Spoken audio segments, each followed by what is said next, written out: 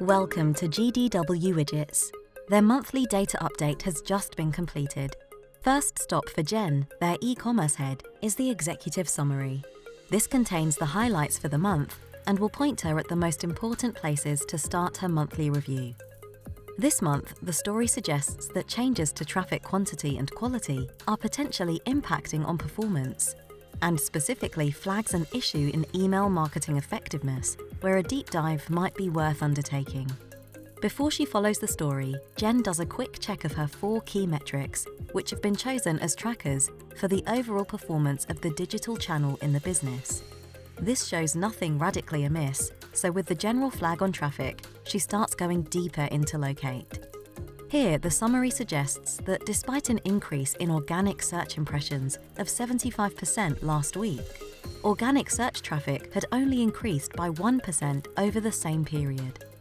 It's asking her to think about what might have been going on over the last few weeks. Knowing there has been an SEO project that has been implementing changes over the past couple of weeks, she goes on to look at organic search traffic and sees the problem immediately. The actions have not had the promised impact. In fact, their impact has been minimal. She downloads the graph images to send them to the SEO lead for further investigation.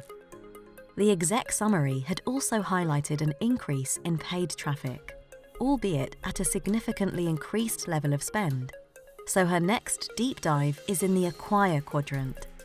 The quadrant summary suggests that whilst paid traffic has increased by 11% compared to the previous year, this has come at a cost that is more than double the previous year's spend. A question is raised about the effectiveness of paid activity. She looks more carefully at 3 data points: paid traffic, click-through rate, and cost per click. The rise in paid traffic reflects a new campaign associated with the launch of a new widget into the premium sector. With higher margins, this means that spend can be increased so long as it's attracting more interest. The click-through rate is consistent with previous periods, so if cost per click isn't significantly higher, then she won't worry. It seems about where she would expect. She knows they launched a similar widget with a similar margin contribution in a different sector 6 months ago, and that this had driven both increases in revenue and margin. So she goes back into each graph to the last launch period to see if the same thing happened before. A quick check reveals a similar pattern. At this stage, she decides not to go further, but will pick up campaign performance in her regular catch-up with the digital marketing team to check that it's on track.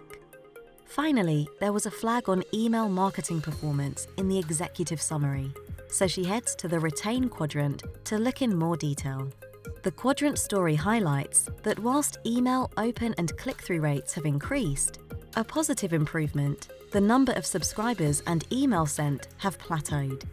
So whilst engagement is improving, GDW isn't growing its known customer base, and with a new widget going into the market, this is a missed opportunity. This detailed data shows that the slowdown in growth of customer acquisition into the CRM has been a trend for the last 3 months. Digging deeper into new emails acquired, it would seem that 10 weeks ago, something happened that has triggered a decline. And unlike previous months, where fluctuations have been noticed, there has been no recovery. Jen downloads the key period where changes happened to send to the marketing team with a request for additional data and a follow-up discussion. As always, even if it's not flagged, Jen visits every quadrant, so clicks into Engage to have a quick review of the key metrics. She's interested in the impact of a set of strong testing results that led to a major change in the product landing page 3 weeks ago.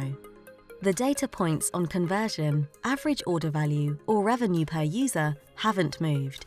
She's been worried for a while about the quality of testing reports, and this isn't the first big test win that hasn't come through to show any commercial impact.